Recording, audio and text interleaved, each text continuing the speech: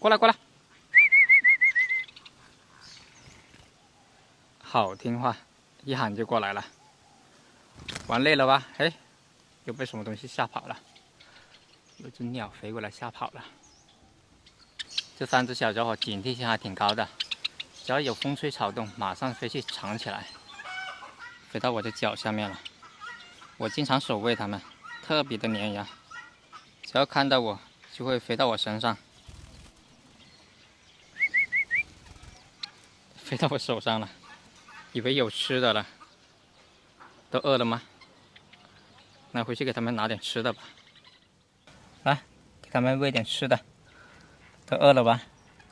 放地上给他们吃，要不然放手上老是打架。那吃吧。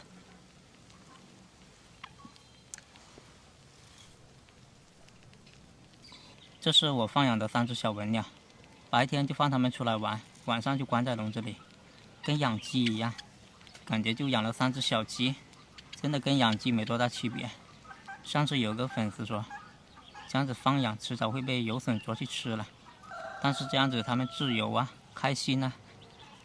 我问大家一个问题啊，如果把你关在监狱里，能活80岁，给你自由的话，只能活到50岁，你会选择哪一样？我相信大部分人都会选择自由吧。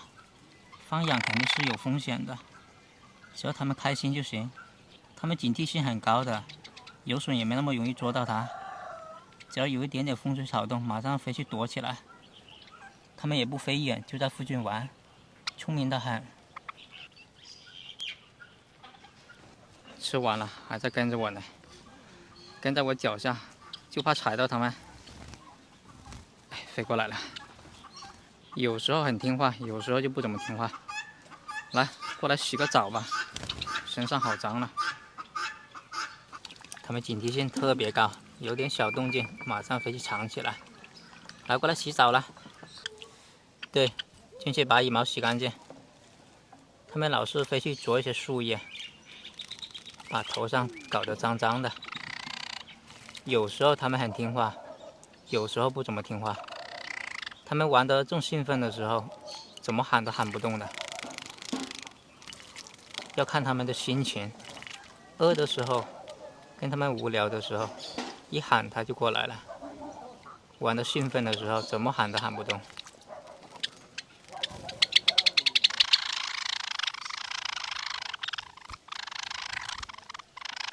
洗好了，站在手上量一下，把羽毛晾干。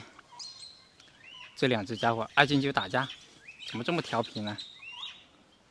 每次都是这样，把那只家伙赶到树上去了。过来，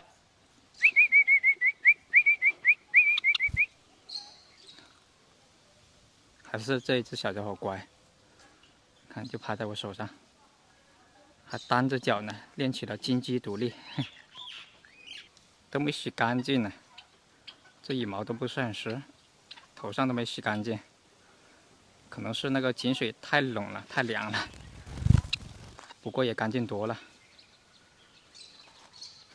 这一会羽毛就干了。好了，都去玩吧，走，不陪你们了，走吧。